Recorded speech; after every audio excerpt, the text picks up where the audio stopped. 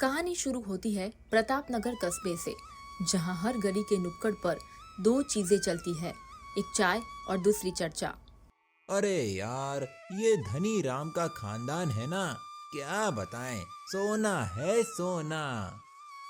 कसम से देखो कैसे दोनों छोरे बाप के साथ मिलकर काम संभाल रहे हैं। कोई कलह नहीं, कोई टेंशन नहीं, बस तरक्की ही तरक्की। अरे भाई, जब बेटा बाप के साथ कंधे से कंधा मिलाकर चले तो कंपनी तो क्या, आसमान भी छोटा लगे। धनीराम प्रतापनगर का सबसे समृद्ध और प्रसिद्ध नाम। एक कपड़े डिजाइन करने वाली कंपनी के मालिक प्रेम वस्त्रालय। घर में बीवी प्रेमा देवी और दो बेटे विनय और हिमांशु। अभी दोनों कुंवारे, पर काबिल इतने कि लड़की वाले कतार में खड़े हो। विनय, हिमांशु, इस बार का डिजाइन शहर के शोरूम तक पहुंचना चाहिए। हमारा नाम अब सिर्फ कस्बे में नहीं, पूरे जिले में चमकना चाहिए। बिल्कुल बाबूजी, इस बार जो डिजाइन बनाए हैं वो तो शादी ब्याह के सीजन में धूम मचा देंगे। और साथ में जो ऑफर प्लान निकाला है, ग्राहक खुद कपड़ा छोड़ेंगे नहीं। बस यूं ही साथ रहो तुम दोनों। जब तक तुम दोनों एक हो, ये कंपनी सबको पीछे छोड़ती जाएगी। सच ही तो था। बेटे साथ थे, बिजनेस साथ था, दिल भी साथ थे। प्रेम वस्त्रालय दिन दुनी रात चौगुनी तरक्की कर रहा था। धनीराम जी के घर में अब सब कुछ था, पैसा, इज्जत, कारोबार। बस एक बात की कमी मोहल्ले वालों को खटकने लगी थी, बेटों की शादी। धनी राम के दोनों बेटे हीरे हैं, और हीरा अगर वक्त पर ना जड़े तो खो जाता है। सच कहते हो राम सेवक, अभी नहीं किया ब्याह तो कल को कपड़े के डिजाइन के साथ कपड़े धोने पड़ेंगे। अरे लड़की वालों की लाइन लगी है धनराज जी के दरवाजे पर। बस कोई नजर न लग जाए इतने सज्जन परिवार को। देखो बेटा, मोहल्ले वाले भी कह रहे हैं और मेरा भी यही मन है। अब शादी का वक्त है। विनय, पहले तुम्हारा नंबर आएगा।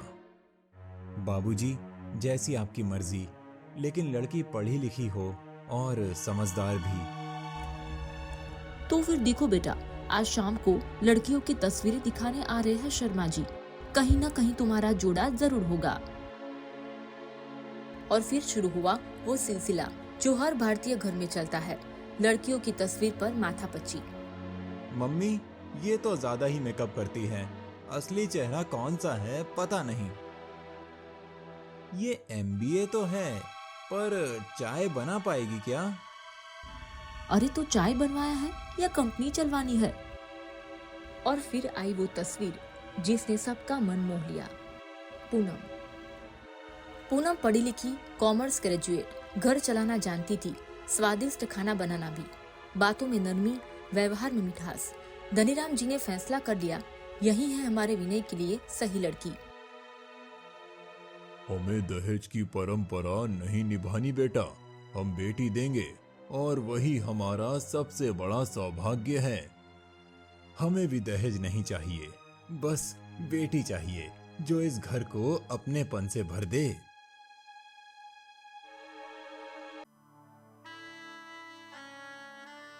और फिर शहनाइयां बज उठी, बैंड बाजा सज गया। पूनम आई विनय की दुल्हन बनकर। गांव कस्बा सब सजा जैसे कोई त्योहार उतर आया हो।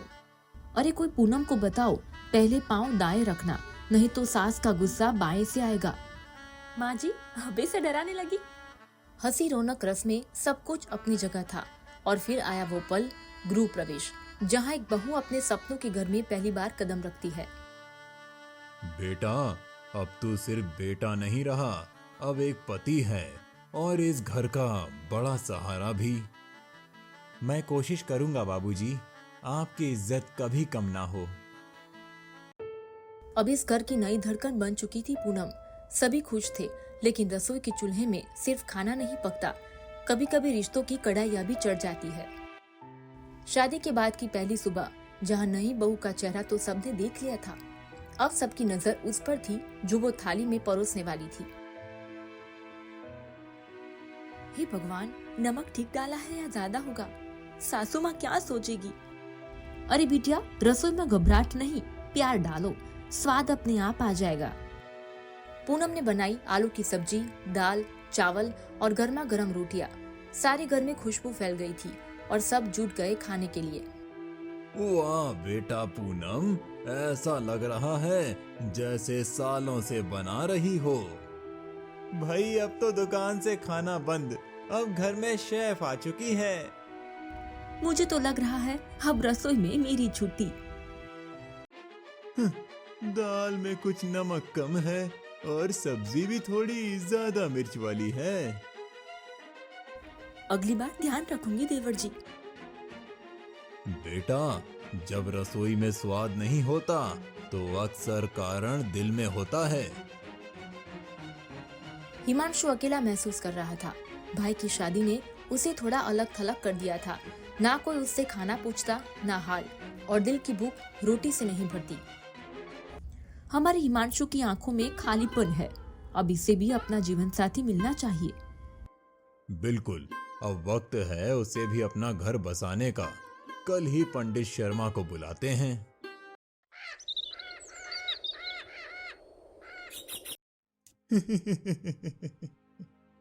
बाबूजी, मुझे कोई MBA CA वाली नहीं चाहिए, बस बात करने वाली हो, सच्ची वाली। चलो, अब इस बार तेरी पसंद सबसे ऊपर रखेंगे बेटा। कई हफ्तों की तलाश के बाद हिमांशु की जिंदगी में आई नीलम, शांत, मधुर और बिल्कुल वैसी जैसी हिमांशु को चाहिए थी। और फिर बजी फिर से शहनाई। अब इस घर में 2 बहुएं थी, 2 बेटों की दुनिया पूरी हो रही थी।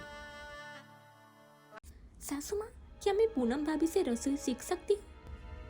बिल्कुल बिटिया, अब ये घर तुम्हारा भी है। पूनम और नीलम दोनों अलग अलग शहरों से आई थी, मगर एक ही आंगन में अब सांस ले रही थी। शुरुआत में सब कुछ ठीक था, जैसे घर की 2 बहुएं नहीं, बहनें हो।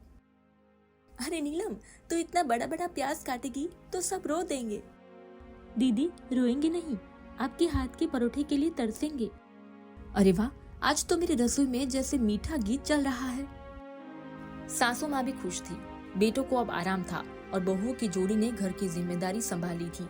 काम में साथ, बातों में हंसी, लेकिन रिश्ते सब्जियों जैसे होते हैं, थोड़ी देर रख दो गलने भी लगते हैं।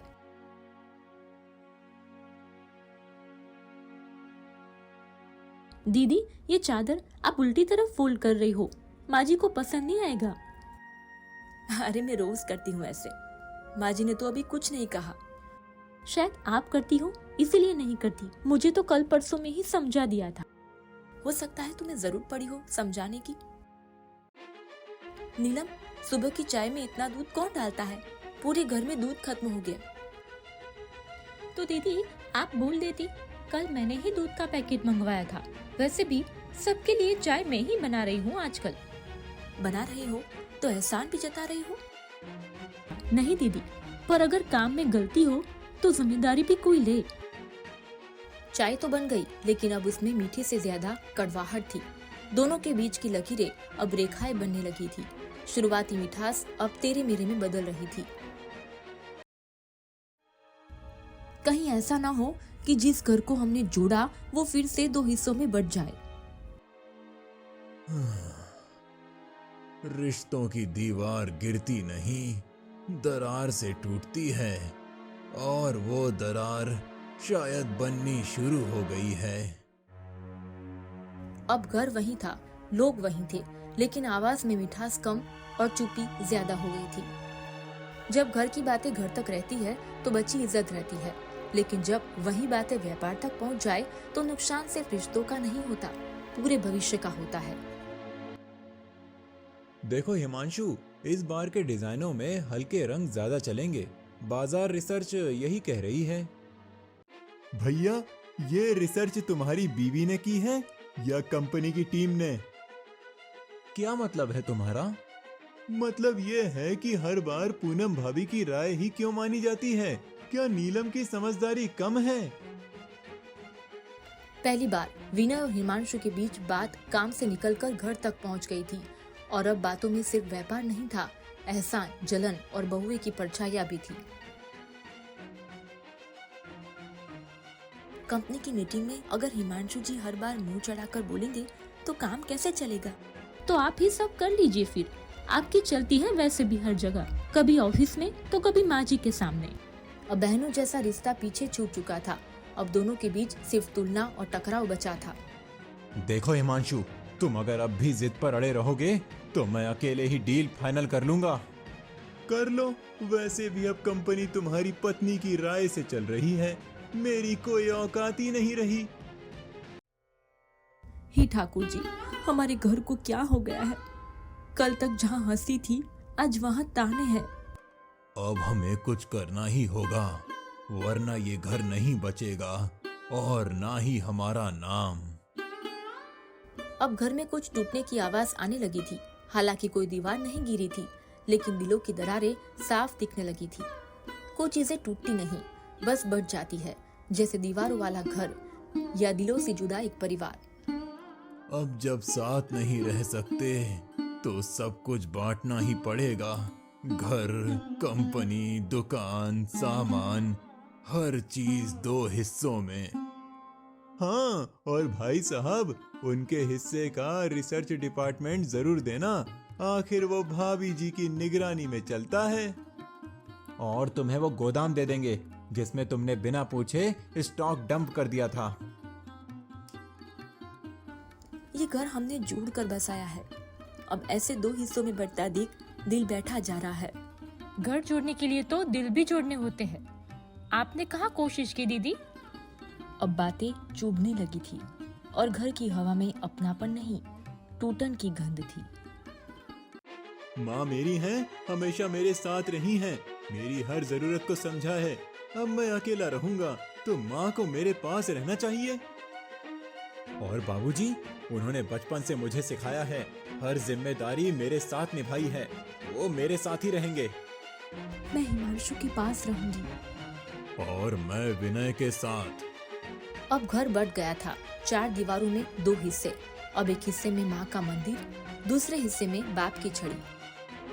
अब रसोई में स्वाद तो था पर भूख नहीं।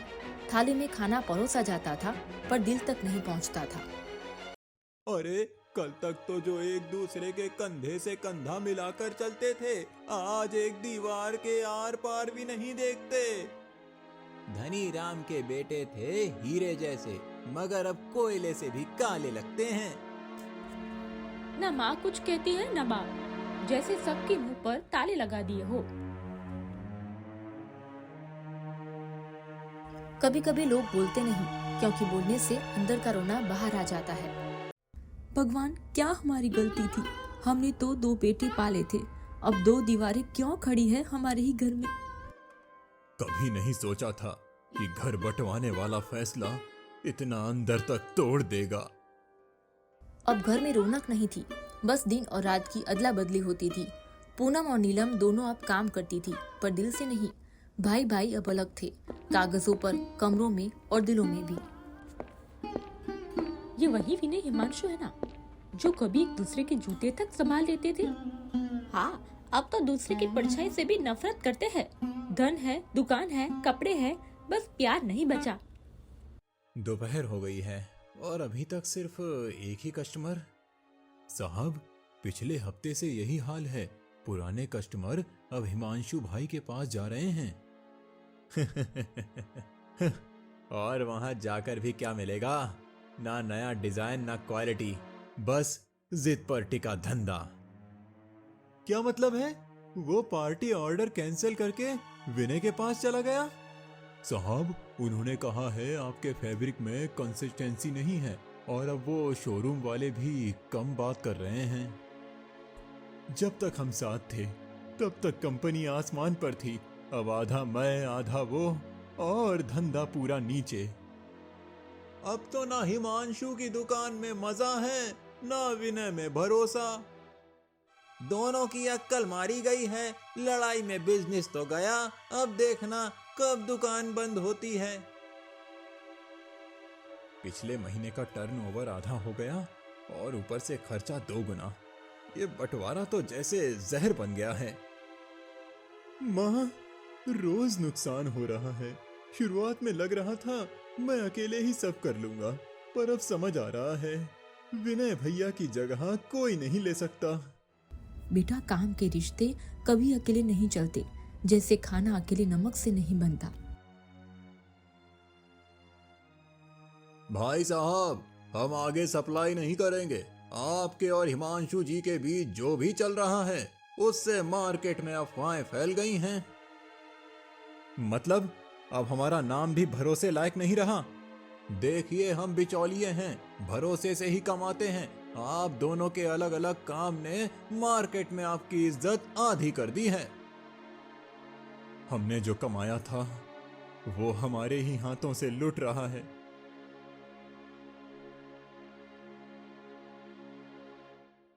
अरे सुना क्या, रामलाल के छोटे भाई का लड़का रंजीश अब कपड़ों की नई दुकान खोल रहा है। हाँ, और सुना है बहुत तेज है वो छोकरा, शहर में डिजाइनिंग सीखी है, अब यहीं पर धंधा चमकाएगा।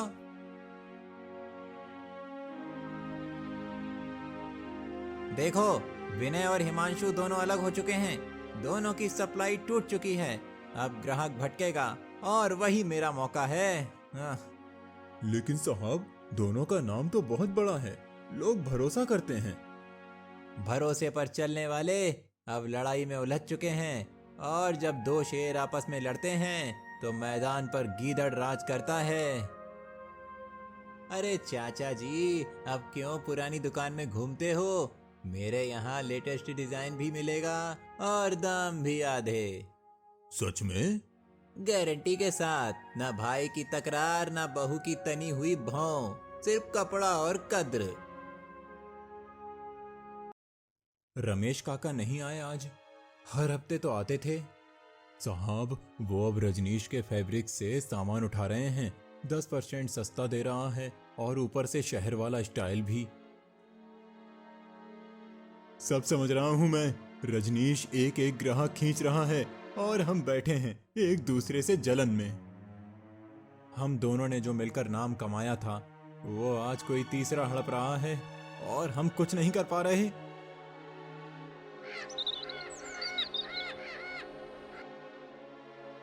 आज पहली बार विनय और हिमांशु से ज्यादा बिक्री मेरी हुई है। अब मैं नहीं रुकूंगा। अब बस इस कस्बे में एक नाम रहेगा, रजनीश फैब्रिक्स। देख रहे हो ना, घर तो बना है लेकिन घर जैसा कुछ बचा नहीं।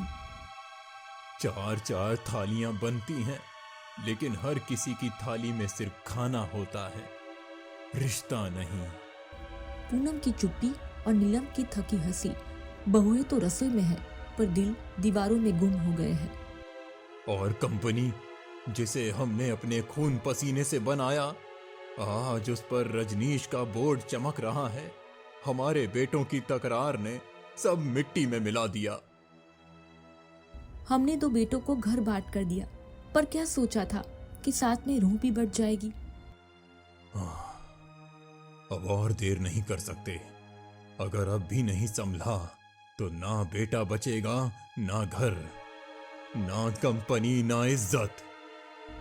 हाँ, अब सबको एक करना ही पड़ेगा, वरना ये घर, ये नाम कर्ज में डूब जाएगा।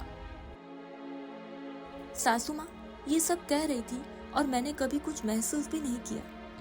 हम घर में ही थी, पर इस घर की हालत जानने की कोशिश ही नहीं की।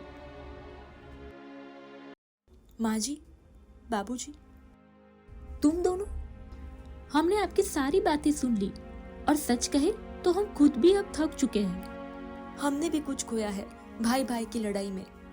हम बहुएं बहन नहीं बन पाए, पर अब और नहीं। अब हम आपके साथ हैं। बेटा, तुम दोनों? हाँ बाबूजी, अब हम सब कुछ ठीक करना चाहते हैं। हम दोनों एक टीम की तरह काम करेंगे, जैसे पहले था, एक घर, एक परिवार। लेकिन एक बात है माँ जी। क्या बात है बेटा? हमारे पास भावना है, हिम्मत है, पर प्लान नहीं है। ये सब होगा कैसे? हाँ माँ जी, हम आपके साथ खड़े हैं, लेकिन ये सब जुड़ेगा कैसे? भाई फिर बात करेंगे कैसे? कंपनी दोबारा उठेगी कैसे? चारों एक दूसरे की तरफ देख रहे हैं। सन्नाटा है। हमने तो जिंदगी भर मेहनत की, अब बूढ़ी हड्डियों में इतनी दम नहीं बची कि दोनों को पकड़कर जोड़ सकें। पर जोड़ना पड़ेगा धनीराम। जिस तरह दुकान में ताला लग रहा है, कल को घर में भी लग जाएगा। बाबूजी, अगर हम दोनों भाइयों से जाकर बात करेंगे तो क्या वो एक बार में सुन लेंगे? बिल्कुल नहीं सुनेंगे। वो दोनों अब एक दूसरे की शक्ल भी नहीं देखना चाहते। तो फिर बात शुरू कैसे करें? सीधी बात करेंगे तो उल्टा असर होगा। हमें रास्ता ढूंढना पड़ेगा जो बिना टकराव के दिल तक पहुंचे। एक बात कहूँ, शुरुआत बहनों से होनी चाहिए, यानी तुम दोनों से, क्योंकि घर की दरार रसोई में शुरू हुई थी। और अब जुड़ाव भी रसोई से ही शुरू होगा माँ जी। लेकिन अभी बात रसोई से आगे की है। हम चाहे तो क्या दोनों भाइयों को किसी बहाने एक जगह बुला सकते हैं? बुलाना आसान है, लेकिन बैठाकर मनवा लेना मुश्किल। अब दोनों की जुबान नहीं चलती, सिर्फ आंखें बोलती हैं, वो भी नफरत से। अब हम सब एक हो चुके हैं, तो हमें मिलकर एक ऐसा तरीका निकालना होगा जो न डरा हो, न समझाया गया हो, बस महसूस कराया गया हो। तो फिर एक आइडिया है। बोलो बेटा, क्या है? नीलम, कुछ सोच समझ के कहना।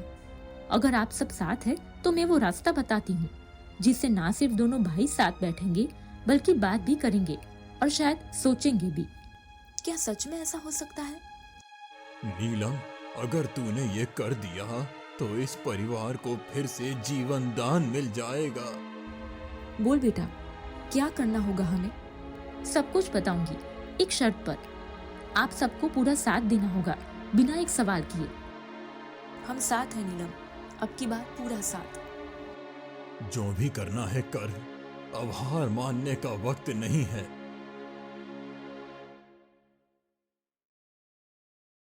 नीलम सबको अपना प्लान बताती है। अब वक्त आ गया है, आज रात ही प्लान को शुरू करेंगे, कल बहुत देर हो जाएगी। लेकिन बेटा, क्या वाकई ये सब काम करेगा? हाँ बाबूजी, क्योंकि वो दोनों अपनी लड़ाई में अंधे हो चुके हैं। क्या बोलना होगा हमें? माँ जी, आप बस इतना कहना कि आपको अचानक चक्कर आए थे, और बाबूजी आप कहिए कि लोन की किश्त नहीं भर पाए और अब घर गिरवी रखना पड़ सकता है। अरे बेटा, ये तो जैसे फिल्म चल रही है, पर ठीक है, अगर मेरे बेटों को वापस लाने के लिए ड्रामा करना पड़े तो मैं भी एक्टिंग कर लूंगा। तो फिर बोलिए ना, क्या आप इस घर में कुछ बचा भी है? बचा है माँ बाबूजी की सांसें, जो शायद कल तक भी ना टिकी। तो फिर क्यों नहीं कहते आप लोग कि हम सब हार चुके हैं? कंपनी गई, ग्राहक गए, इज्जत गई, अब क्या बचा? मुझे तो लगता है अब इस घर को भी बेच देना चाहिए, कम से कम इलाज का खर्च तो निकले माँ जी का। उधर से विनय का दरवाजा खुलता है, वो चौंकता है। इलाज? माँ जी को क्या हुआ? किसका इलाज? क्या चल रहा है यहाँ? तुम दोनों अब क्यों आए हो? जब माँ जी को चक्कर आते थे तब कहाँ थे?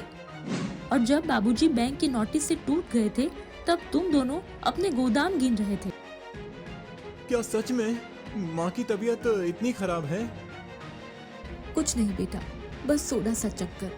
अब उम्र हो गई है ना, और तनाव भी थोड़ा ज्यादा है इन दिनों।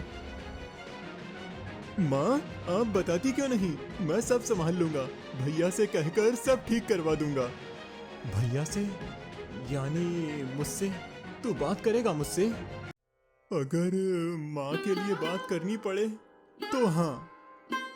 बात नहीं करनी बेटा, अब फैसला करना है।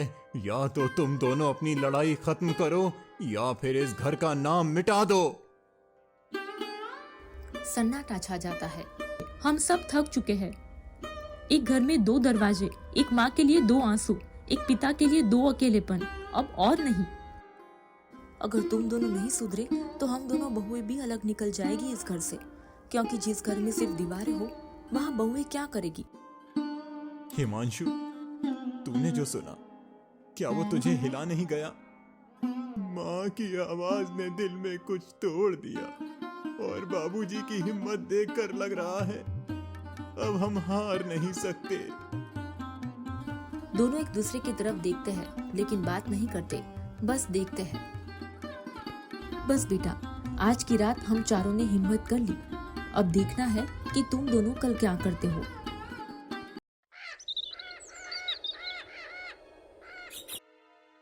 माँ जी, लगता है बात असर कर गई थी। आज दोनों कमरे से बाहर नहीं निकले हैं, शायद सोच रहे हो। सोचना ही काफी है इस वक्त, क्योंकि दिल से निकली बात दिमाग तक जरूर जाती है। हिमांशु। हाँ भैया, तू ठीक तो है? हाँ, अब लग रहा है कि शायद सब कुछ फिर से ठीक हो सकता है। भाई, माँ की हालत, बाबूजी की तकलीफ, हमारी वजह से सब कुछ बिगड़ गया। कभी सोचा नहीं था कि हम दोनों एक दूसरे से ऐसे दूर हो जाएंगे। मैंने भी बहुत कुछ उल्टा सीधा कहा, पर सच कहूं भैया, मैं तुझे कभी खोना नहीं चाहता था। तो चल, आज से सब पहले जैसा करते हैं। घर परिवार, रिश्ते, सब फिर से एक। हाँ भैया, मैं भी अब कुछ नहीं खोऊंगा। हे भगवान, तूने मेरी बात सुन ली। फिर से मेरे बेटे एक हो गए। ये घर फिर से घर बन गया है। आज से कोई दीवार नहीं होगी इस घर में, ना किचन की, ना दिलों की। और ना ही बातों में दूरी होगी। हम सब एक है, एक थे, एक रहेंगे।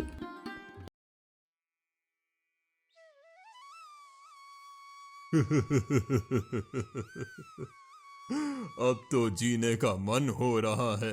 अरे बेटा, वो पुराना रेडियो निकाल ला। आज पुराने गानों की मिठास चाहिए। लाता हूँ बाबूजी। और हाँ, आज शाम को सब साथ बैठकर टीवी नहीं, गप्पे मारेंगे। और मिठाई, माँ के हाथ की खीर। आज दो दो कटोरियां मिलेगी, एक प्यार की, एक पछतावे की। हंसी फिर से गूंजती है, सिर्फ घर में नहीं, मोहल्ले के दिलों में भी। तो बात साफ है, ग्राहक खिसक गए हैं, ऑर्डर बंद हो गए हैं, स्टॉक पड़ा सड़ रहा है। हमारे पास ना नया डिजाइन है, ना नया तरीका। पुराने तरीके से अब कुछ नहीं होगा भैया। तो फिर नया तरीका अपनाएं, और वो तरीका हम दोनों बताने वाले हैं। देवर जी, आप लोग अच्छे व्यापारी हैं, लेकिन अब जमाना भावना बेचने का है, कपड़ा नहीं। मतलब ये कि हम कपड़ा नहीं, कहानी बेचेंगे। हम हर डिजाइन के साथ एक कहानी जोड़ेंगे, जैसे माँ की ममता, बहन की राखी, बेटी की विदाई। लोग सिर्फ सूती साड़ी नहीं खरीदेंगे, बल्कि उससे जुड़ी भावना भी साथ ले जाएंगे। मतलब इमोशनल कनेक्शन।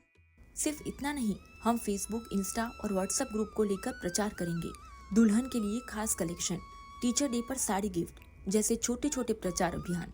अगर ये चल गया तो अगले साल business women of the year आप दोनों के नाम होगा।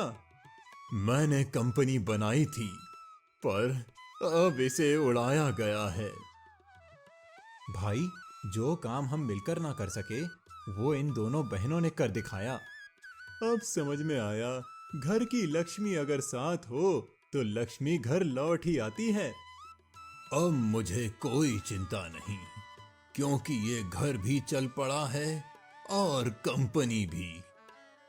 गया वाले कस्बे में अब आउटलेट खोलना है। वहाँ की माँओं के लिए भी ममता कलेक्शन चाहिए। भैया, लगता है अब हम सिर्फ कपड़ा नहीं बेचते, हम रिश्ते भी बुनते हैं। और इसी तरह सभी लोग एक साथ मिलकर रहने लगे, और साथ ही दोनों का बिजनेस आसमान छूने लगा।